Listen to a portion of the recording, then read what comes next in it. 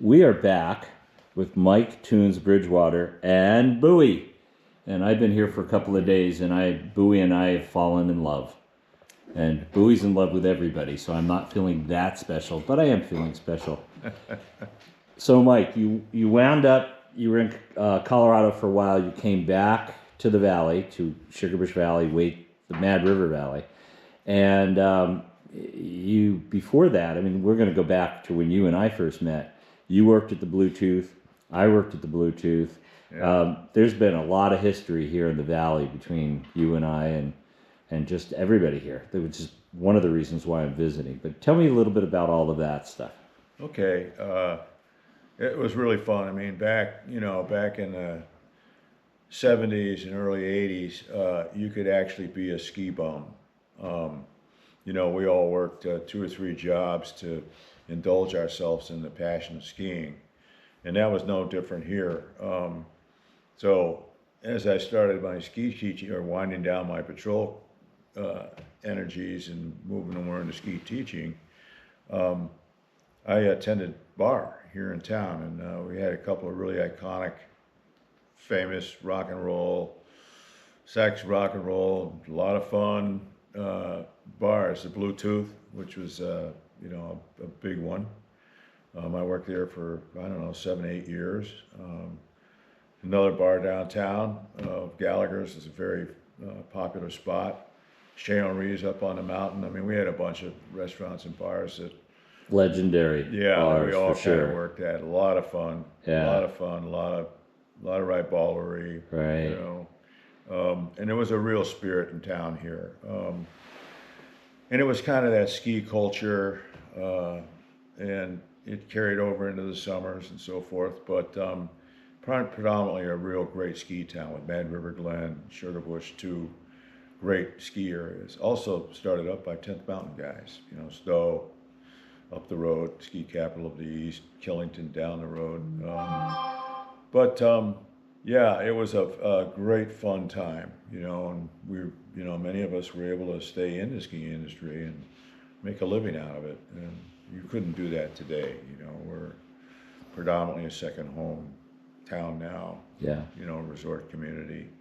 Still a great place. But as you know, Mike, back in the late 70s and early 80s, it was full on fun and just great times, great friends, great camaraderie. And here we are 40 years later, reveling in those wonderful memories. Yeah, I'll be dropping some of the videos from some of the folks that are still here in the valley. And amazingly, there are still a lot of friends here. Yeah. They just stayed, and it's a wonderful place to live. And your house is beautiful. Well, thanks. And you went into construction, which is, every ski instructor needs some kind of winter job. So you did construction, and you also worked for Rossignol. I did actually. When I was a patrolman up in Stowe, I got hooked up as kind of a representative of the product. So I get other patrolmen on it as I travel around the eastern region, giving exams and clinics as a ski patrolman. I was a certified professional PSPA, Professional Ski Patrol Association examiner. Also NSPS, National Ski Patrol, fully certified in patrolman. So that was a real fun energy. So I always had a connection with Rossignol. And then when I went out west, we went out west in 1992. That was the start of the sort of Elan came out with the SCX. Bodie Miller was making headlines up out of Carabasset Academy on the K24, which these were skis that had more pronounced shape to them. Of course, the SCX was a very pronounced, they called it the parabolic. Well, at any rate, a friend of mine who was a World Cup technician for many years on the U.S. team for Rossignol, Jacques Baudet, who was the president of Rossignol North America, and the headquarters were in Williston, an hour from here in Burlington, Williston area, queried Randy Graves, who was he came back off the World Cup circuit and took over as retail skis for the North American market. And Jacques was wondering if this shape ski thing that was coming out was something that Rossignol should get involved in. So Randy called me out in Aspen, and I told him, I absolutely Rossignol needs to get involved. So I had the amazing good fortune, if you will, I mean, just as a ski coach, ski instructor, not a engineer type or anything like that, to go with Randy Graves to the French organization in France, and I made a major presentation to them. I had done a lot of research, had a lot of video. In any event, went over there and consulted with the head of Rossignol, their whole organization, and we convinced them to get involved, because they, at the time, they had about 45% market share in the North American marketplace, which is pretty huge. You know, rental fleets, Right. retail sales, Yeah. recreational skis. So that was a fabulous experience. You know, I had an 8-year run as a consultant to Rossignol. We designed the skis with the engineers. We tested them over in France. I traveled all over the world, promoting the new product to ski schools, ski shops, retail networks. What year was this? That was Approximately? 93 to 2003. Okay.